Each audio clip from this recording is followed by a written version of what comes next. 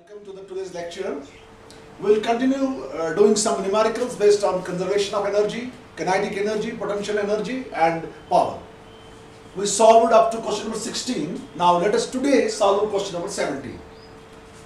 Question number 17 says a variable force given by two-dimensional vector F is equal to 3x square I plus 4j.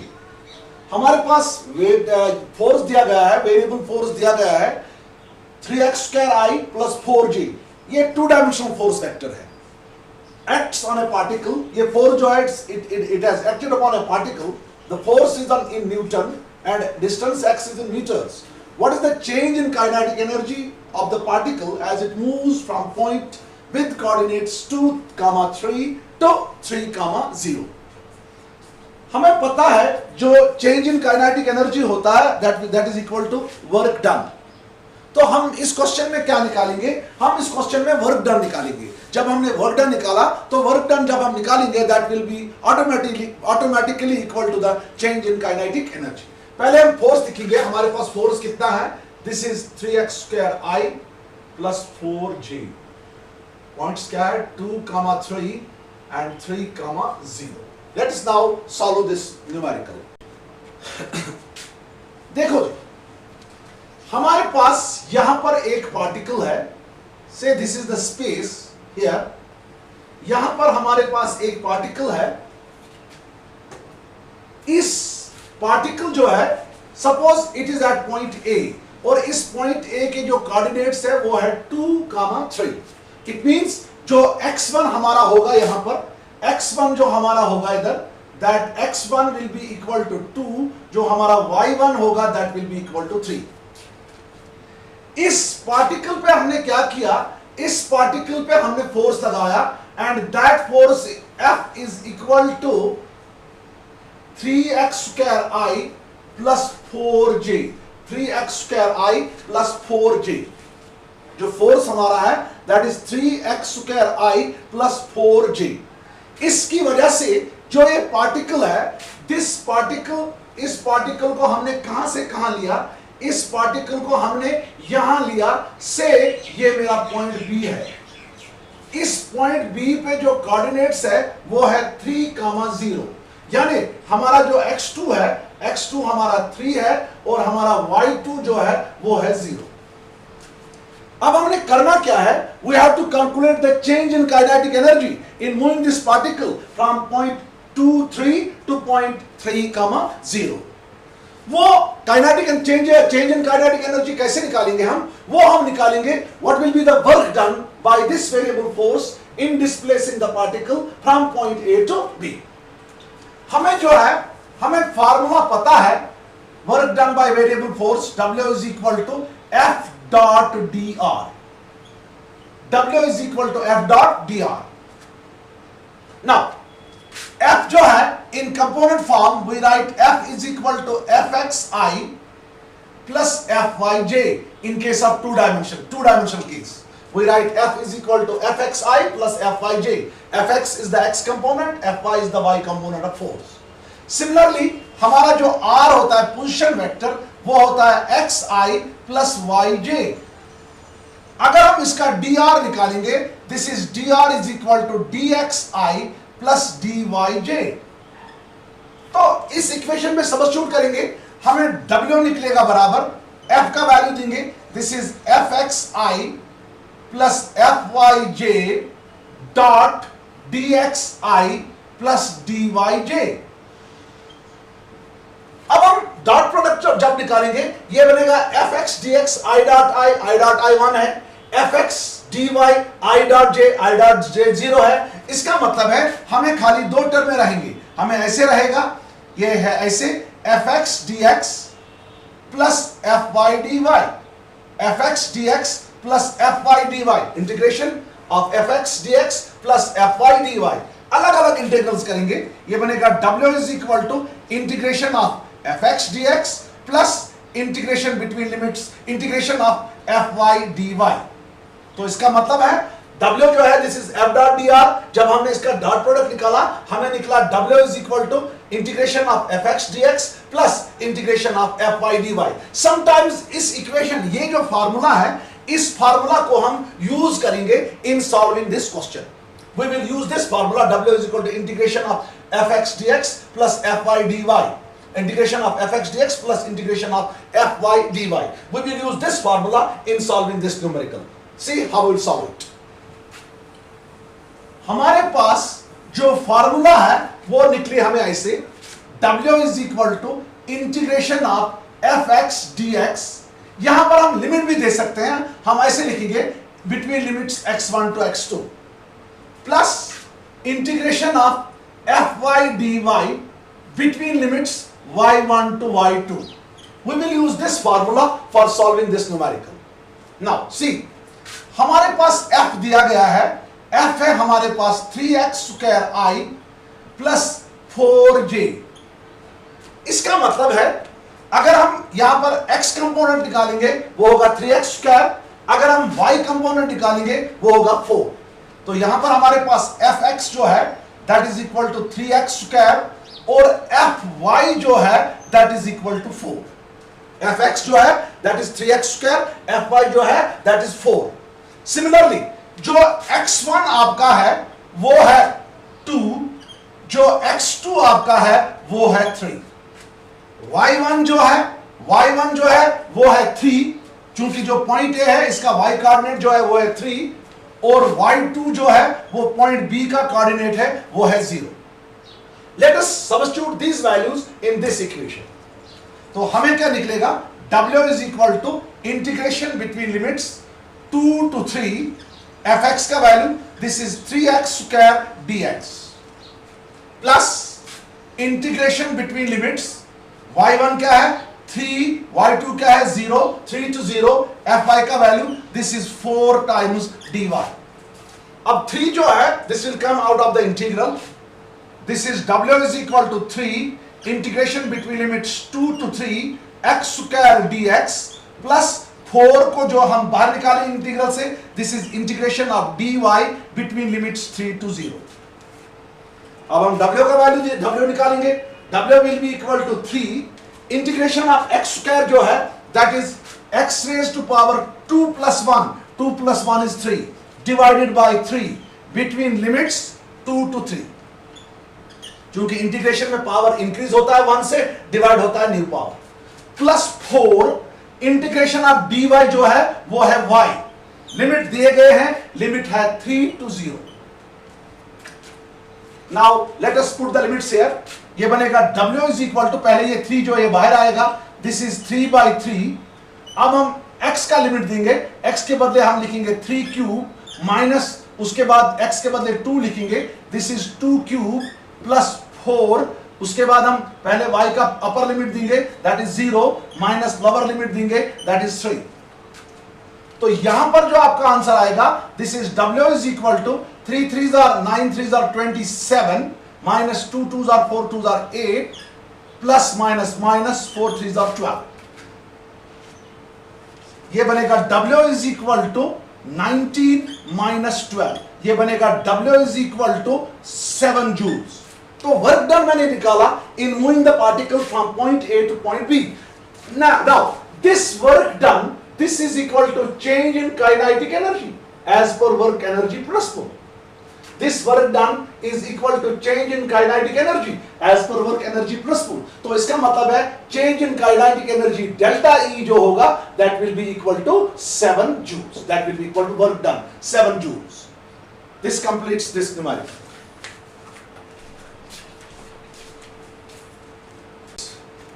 We have two bodies of masses m1 and m2। हमारे पास दो bodies है, एक का मास m1 है दूसरे का मास m2 है। Have equal kinetic energies। हमारे पास दो बॉडीज है, एक का मास m1 है दूसरे का मास m2 है और दोनों बॉडीज जो है उनकी जो काइनेटिक एनर्जीज है वो सेम है।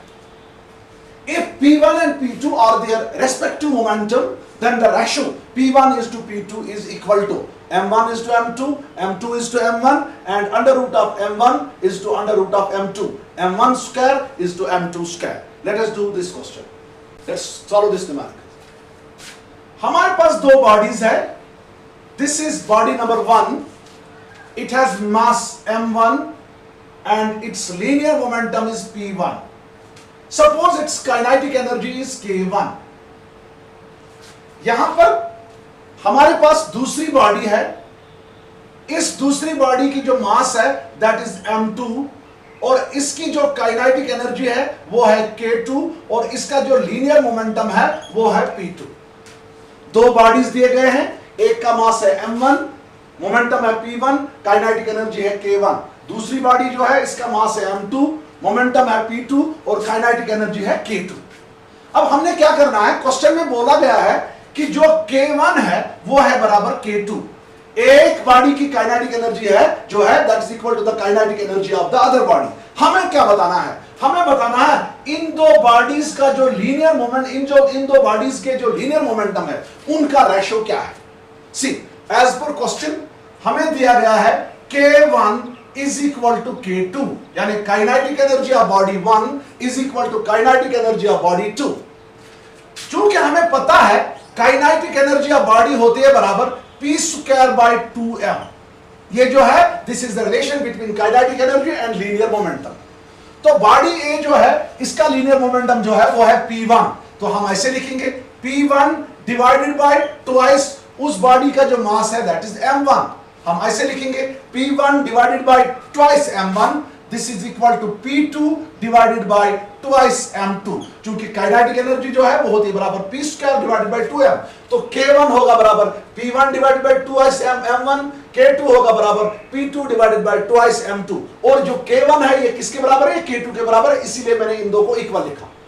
अब हम इनका रेशियो लेंगे, p1 के नीचे हम p2 को लाएंगे, this is p1 divided by p2 is equal to twice m1 divided by twice p square. Sorry, this is p1 square, यहां पर भी p2 स्क्वायर है, यहां पर भी p1 स्क्वायर है, यहां पर भी p2 स्क्वायर है. तो हमें ये रिलेशन है p1 square divided by twice m1 is equal to p2 square divided by twice m2. तो हमें निकला p1 square divided by p2 square is equal to twice m1 divided by twice m2.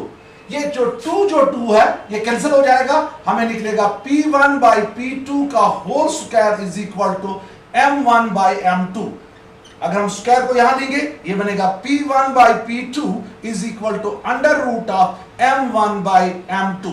हम ऐसे लिखेंगे therefore p1 is to p2 is equal to under root m1 is to under root m2. फिर से देखो, दो bodies जो है उनकी काइनेटिक एनर्जी बराबर है. एक बॉडी की जो काइनेटिक एनर्जी होती है वो होती है बराबर p square divide bye 2m. तो एक बॉडी की जो होगी वो होगी p1 square divide by twice m1, दूसरी की होगी p2 square divide by twice m2. तो ये हो गया p1 square divide by p2 square is equal to twice m1 divide by twice m2. 2 and 2 cancels, this is p1 by p2 whole square is equal to m1 by m2. This is p1 by p2 is equal to under root of m1 by m2. Or in terms of ratios we write in this way, p1 is to p2 is equal to under root of m1 is to under root of m2. This completes this question. A light and a heavy body have an equal momentum. हमारे पास दो bodies है, एक light body है और दूसरी heavy body है. दोनों का जो मोमेंटम है वो है same. Which one has greater kinetic energy? हमें बताना है कि काइनेटिक एनर्जी किसकी ज्यादा है. The light body, the heavy body, the kinetic energy is equal. Data is incomplete. हमें देखना है इन चार में से कौन सा ऑप्शन इसको आएगा. Let us do it. Suppose यहां पर हमारी एक लाइट बॉडी है, इस लाइट बॉडी का मास में रखूंगा m1. मैं बोलूंगा this is a light body. इसकी जो काइनेटिक एनर्जी है वो रखूंगा मैं k1. इसका जो मोमेंटम है वो लिखूंगा मैं p1. यहां मैं लूंगा एक हेवियर बॉडी, इस हेवियर बॉडी का मोमेंटम में लूंगा p2, मास में लूंगा m2, इसको मैं रखूंगा दिस इज हेवियर बॉडी. और इसकी जो काइनेटिक एनर्जी है वो मैं लिखूंगा k2. क्वेश्चन मुझे कहता है ये जो लाइट बॉडी और हेवियर बॉडी है इन दोनों बॉडीज का जो लीनियर मोमेंटम है वो सेम है. अब आप बताओ किस बॉडी की काइनेटिक एनर्जी ज्यादा है. देखो हमें पता है काइनेटिक एनर्जी जो होती है वो होता है बराबर p square divided bye 2m. अगर P सेम होगा, इफ P इज सेम, अगर P सेम होगा यानी मोमेंटम जो होगा वो कांस्टेंट होगा, तब जो हमारी जो काइनेटिक एनर्जी होगी that will be inversely proportional to the mass of a body. अब हैवियर बॉडी जो है उसकी जो मास होती है, उसकी मास ज्यादा होती है, तो उसकी काइनेटिक एनर्जी कम होगी, क्योंकि काइनेटिक एनर्जी और मास के दरमियान यहां पर इनवर्स रिलेशन है। हैवियर बॉडी की मास ज्यादा है, काइनेटिक एनर्जी कम होगी, लाइटर बॉडी की मास कम है, काइनेटिक एनर्जी ज्यादा होगी। इसका मतलब है जो K1 होगा kinetic energy of lighter body that will be greater than K2 kinetic energy of heavier body, क्योंकि kinetic energy is inversely proportional to mass. Heavier the body, lesser the kinetic energy. Lighter the body, greater will be the kinetic energy. This completes question number 19. Let's now do this question number 20. This is one of the beautiful question, very important from the NEET and JEE point of view. The two bodies A and B are masses 20 kg and 5 kg. हमारे पास दो bodies है, एक है body A और दूसरी है body B। जो है उसका जो मास है वो है 4 kg। Each one is acted upon by a force of 4 kg weight. दोनों बॉडीज जो है A बॉडी और B बॉडी, उन पे जो फोर्स इसने अप्लाई किया है दैट इज 4 kg weight। इस फोर्स की वजह से if they acquire the same kinetic energy in times TA and TB, at times TA and TB these two bodies they have acquired the same kinetic energy। मुझे क्या बताना है? Then the ratio of TA by TB is, let us do this question।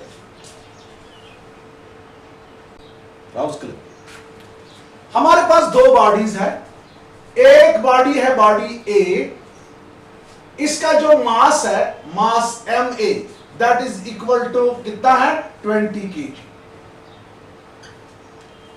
दूसरी body जो है body B है, इस body का जो मास है that is equal to 5 kg।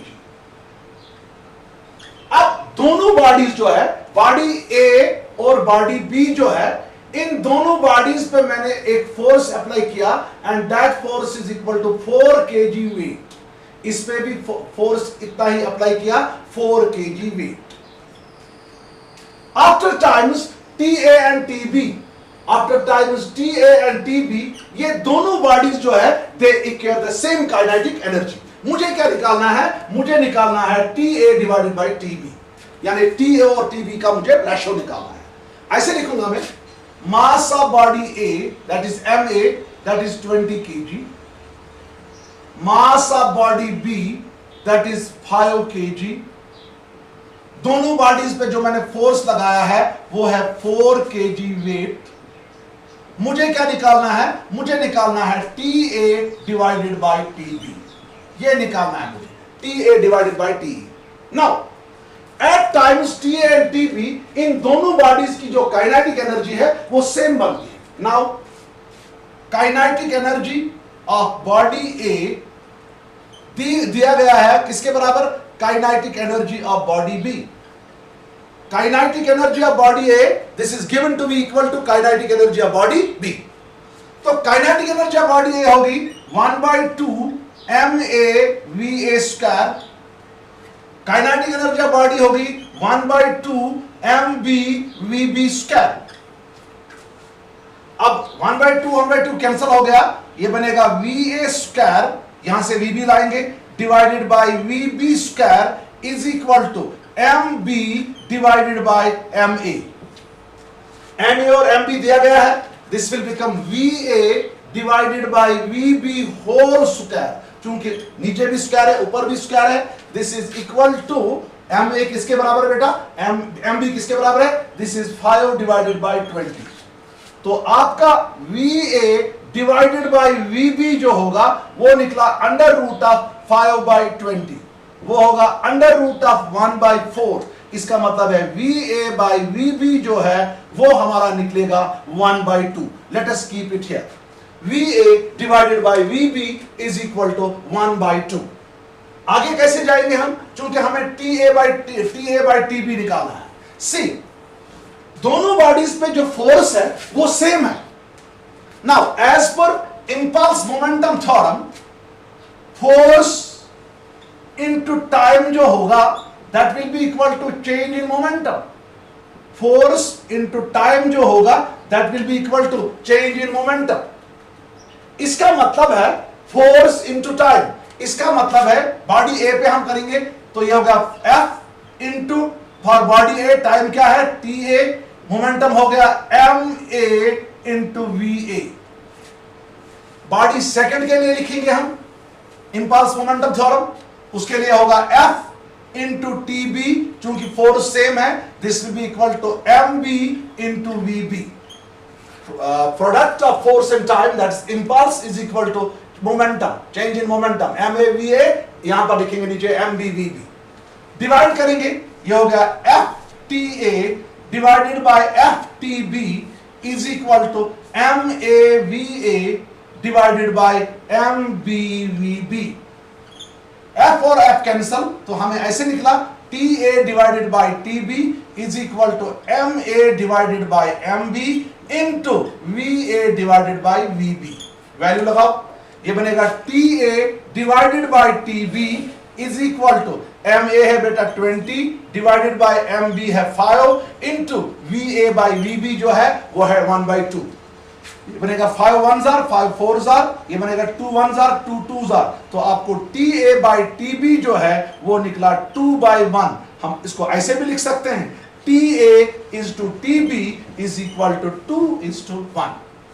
T A is to 2b, TB is equal to T is to 1. This completes this numerical. A blunt of mass 0.05 kg.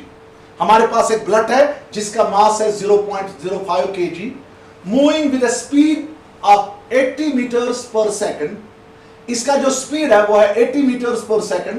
Enters a wooden block. ये किस में गया? wooden block में. And is stopped after a distance of 0.40 meters. The average resistive force exerted by the block on the blood is. हमारे पास एक blood है, this is a blood.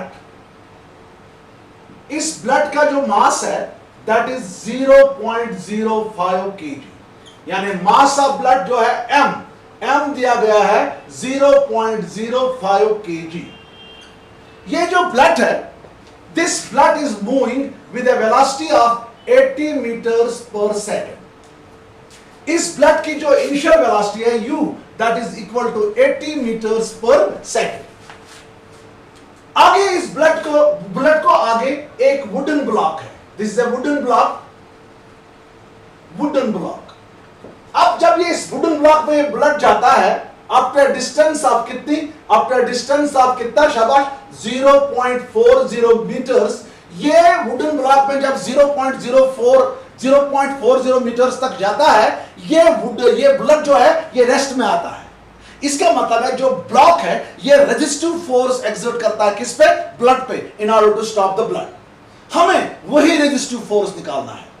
कैसे करेंगे हम? U जो है वो दिया गया है, distance travelled bye the blood inside the block वो भी दी गई है 0.40 मीटर्स। हमें क्या निकालना है? हमें निकालना है F, यानी हमें निकालना है resistive force exerted by the block on the blood.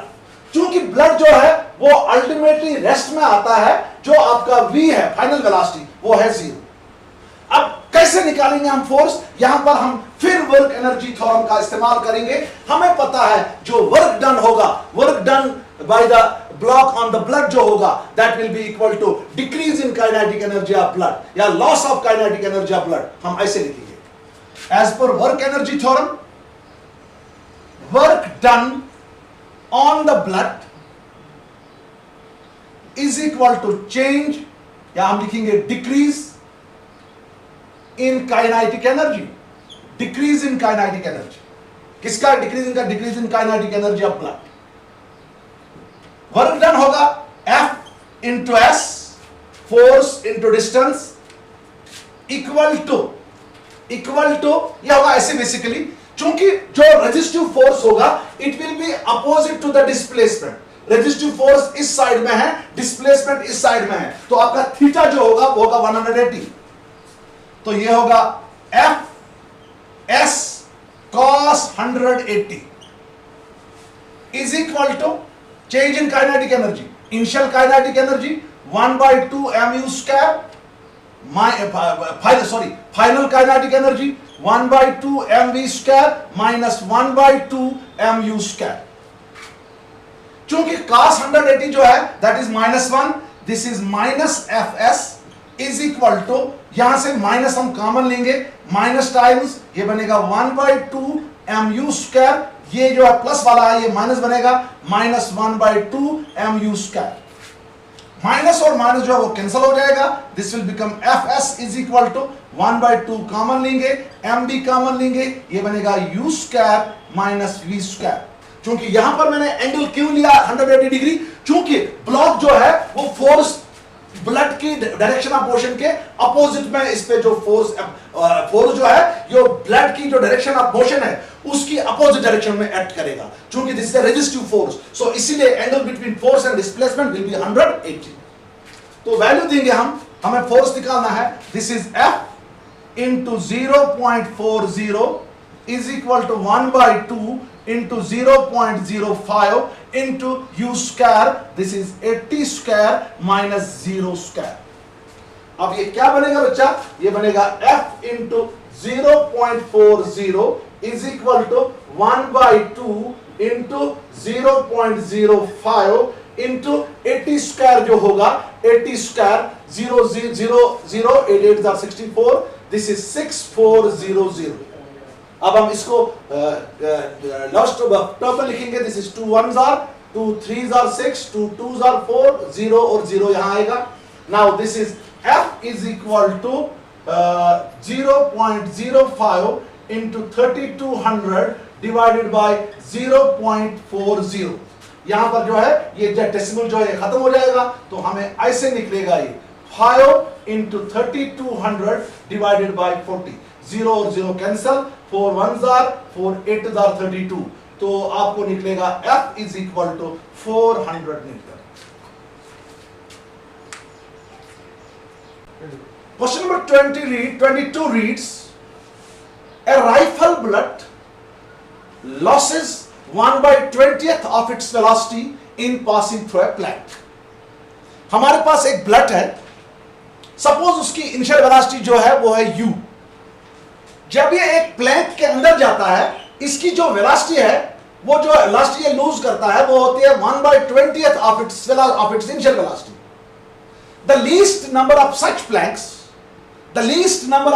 planks required just to stop the blood is. This is very very important question from the entrance point of view. Let us do this question. हमारे पास एक plank है, this is a plank. Suppose जो ये Planck है, इस Planck की जो width है, ये विड्थ वो है S. इस प्लैंक के अंदर एक ब्लड जाता है, उस ब्लड की जो इनिशियल वेलोसिटी है वो है u. क्वेश्चन कहता है जब ये ब्लड एंटर होता है इस प्लैंक में, तो ये जो ब्लड है, ये जो इसकी अपनी वेलोसिटी u थी, ये लॉस करता है बाय 1 by 20th. हमें बताना है ऐसे कितने प्लैंक्स हमें जरूरत है जिससे ये ब्लड कंप्लीटली किस में आएगा बेटा, रेस्ट में आएगा. देखो पहले हम देखेंगे after coming out of this plank इस ब्लड की कितनी वेलोसिटी है. क्योंकि पहली प्लैंक में ये प्लैंक को वापस निकलने से, जब ये प्लैंक से वापस आता है, निकलता है वापस दूसरे एंड से, इसकी जो ये रेस्ट में नहीं आता है, it moves with some velocity. उस वेलोसिटी का नाम हम जो है वो हम u रखेंगे, वो हम v रखेंगे. Now initial velocity plank, initial velocity of bullet वो मैंने लिया u. Distance penetrated by the blood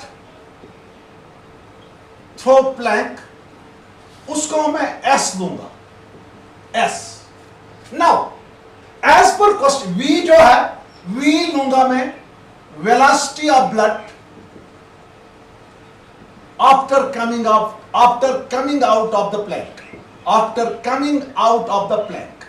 जब ये ब्लड प्लैंक से बाहर आता है, इसकी जो वेलोसिटी जो है वो मैं लिखूंगा किसके बराबर, v के बराबर। नाउ एज पर क्वेश्चन, ये v जो है ये होगा u minus 1/20th of u, ये होगा u minus 1/20th of u। चूंकि ये वेलोसिटी है, ये u जो है, ये जब ब्लड जो है इसकी इनिशियल वेलोसिटी u है, जब ये प्लैंक में जाता है अंदर तो it loses its velocity by 1/20th of its initial velocity. तो जो v होगा velocity of bullet after penetrating through the plank, that will be v is equal to u minus 1/20 into u। वो v जो होगा वो होगा 20u minus u divided by 20, वो होगा 19u डिवाइडेड बाय 20। वो v जो है that is equal to 19u divided by 20। अब v जो है, v हमने निकाला है यहां पर, v जो होता है this is equal to 19u divided by 20। चलो हम देखते हैं इसमें s की तरफ जाएंगे हम। हमारे पास एक फार्मूला है v square minus u square is equal to 2as। हम इसको जब वेलोसिटी डिक्रीज होगी उस वक्त जो एक्सेलरेशन है इसका नेगेटिव साइन होगा, क्योंकि उस वक्त ये रिटार्डेशन कहलाती है। क्योंकि जब ये प्लैंक में जाता है, इनिशियल वेलोसिटी u थी, जब इसने प्लैंक में एंटर किया, इसकी जो वेलोसिटी है ये रिड्यूस होगी, डिक्रीज होगी। इसका मतलब है ब्लड जो है it gets retarded inside the Planck.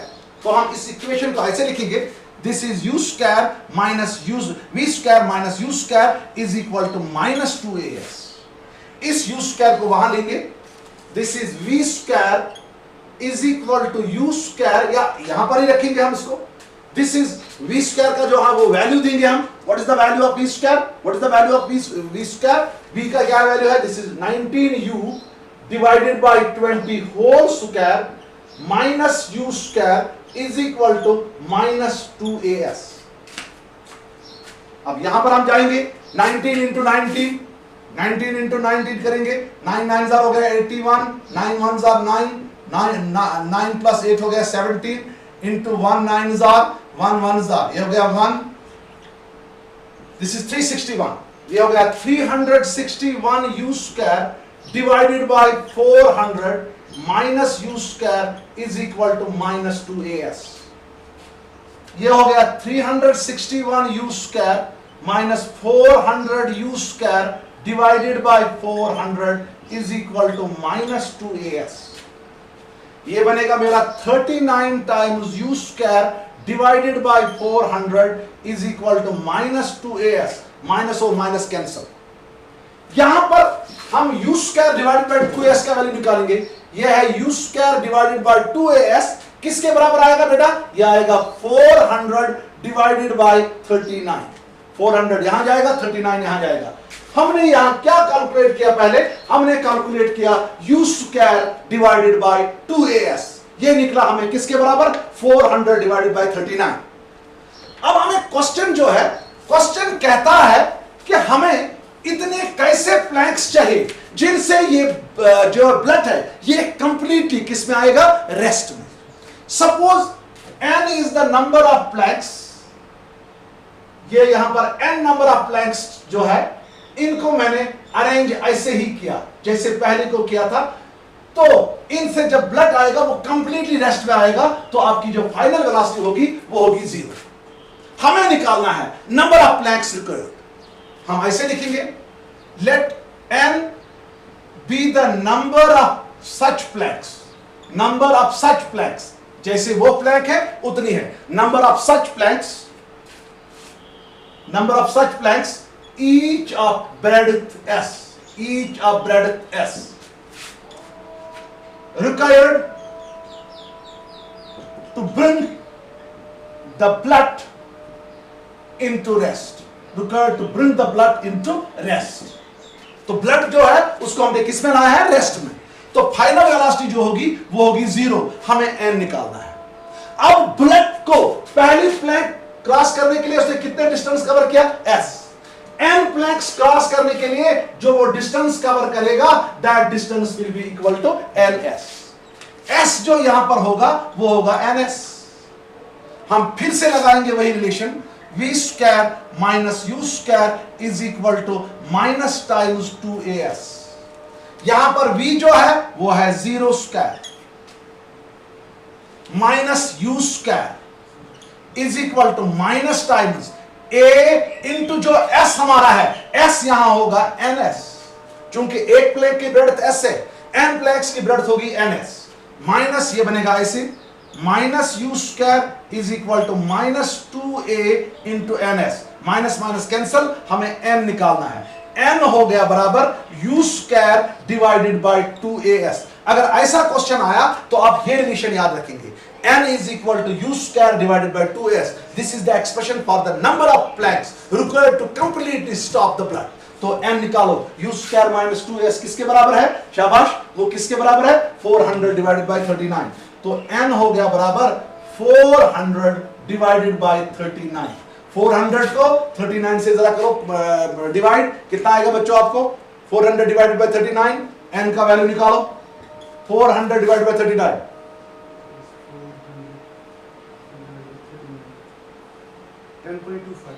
10.25। हम लिखेंगे अप्रोक्सीमेटली हमें 10 प्लैक्स की जरूरत है। This completes this question. Two masses of 1 kg and 4 kg are moving with equal kinetic energy. The ratio of the magnitudes of their linear momentum is, हमारे पास दो bodies है, एक का मास है 1 kg, दूसरे का मास है 4 kg।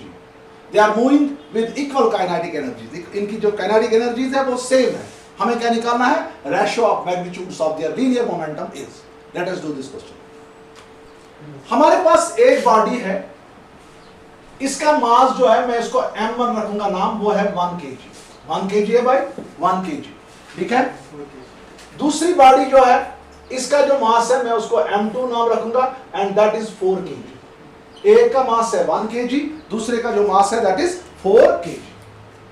इन दोनों की जो काइनेटिक एनर्जीज है वो सेम है। सपोज इसकी काइनेटिक एनर्जी K1 है, इसकी काइनेटिक एनर्जी K2 है, वो सेम है। हमें क्या निकालना है? हमें निकालना है ratio of the magnitudes of their linear momentum. हम ऐसे करेंगे, मास m1 जो है दैट्स 1 kg, मास m2 जो है दैट इज 4 kg। हमें निकालना है P1 is to P2, यानी बॉडी ऑफ मास m1 जो है उसके लीनियर मोमेंटम और बॉडी ऑफ मास m2 जो है उसके लीनियर मोमेंटम का रेशियो निकालना है। कंडीशन दी गई है, kinetic energy K1, kinetic energy of body of mass m1 is equal to kinetic energy of body of mass m2। Kinetic energy के लिए रिलेशन मुझे पता है, काइनेटिक एनर्जी होती है बराबर p square divided bye 2m।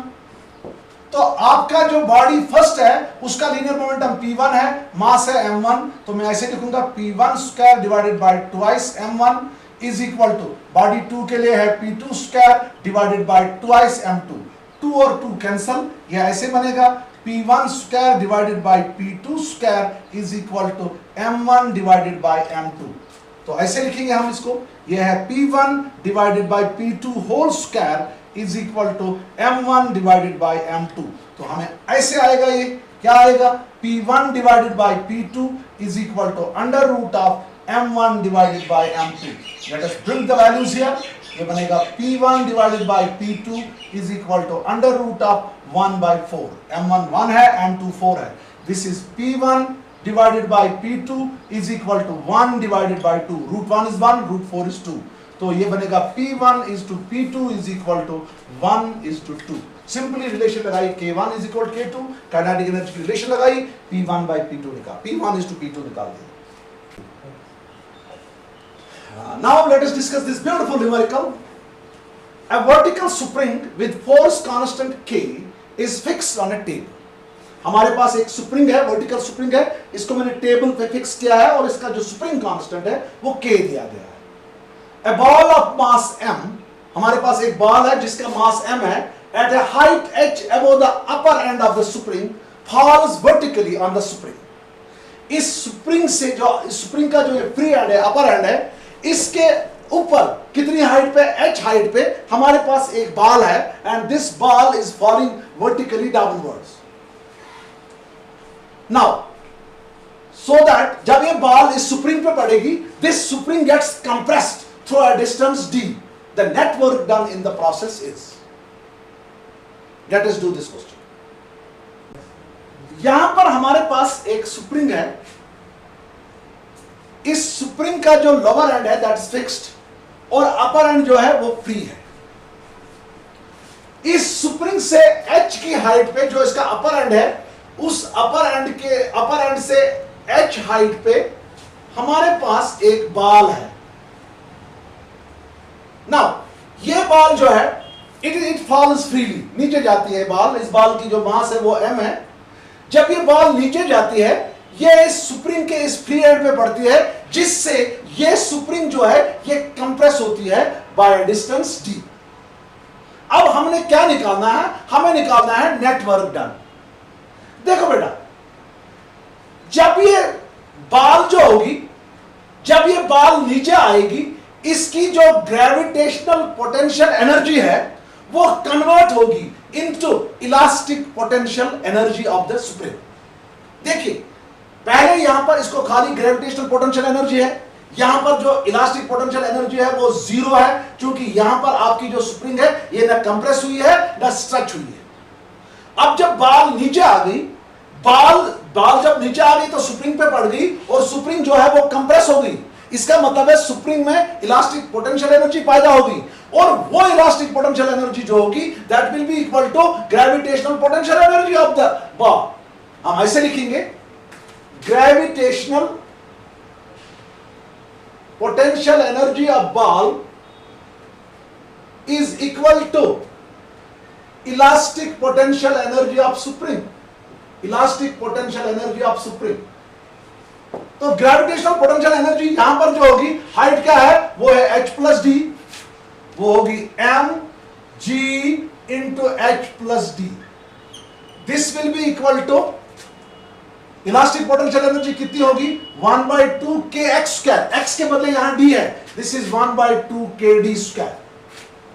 तो यहां पर जो इतनी ग्रेविटेशनल पोटेंशियल एनर्जी कन्वर्ट होगी into what, into elastic potential energy. Now work done जो होगा, वर्क डन होगा simply change in potential energy. पहले पोटेंशियल एनर्जी क्या है वो है mgHd, तो माइनस आएगा 1/2 kd square. So the right answer will be mgh plus d minus 1/2 kd square, क्योंकि यहां पर जो है kinetic gravitational potential energy convert हो गई into elastic potential energy. Therefore change in potential energy होगी gravitational potential energy of ball minus elastic potential energy of the spring. So the right option will be mgHd minus 1/2 kd square। यहां पे फिर मैंने work energy principal का इस्तेमाल किया।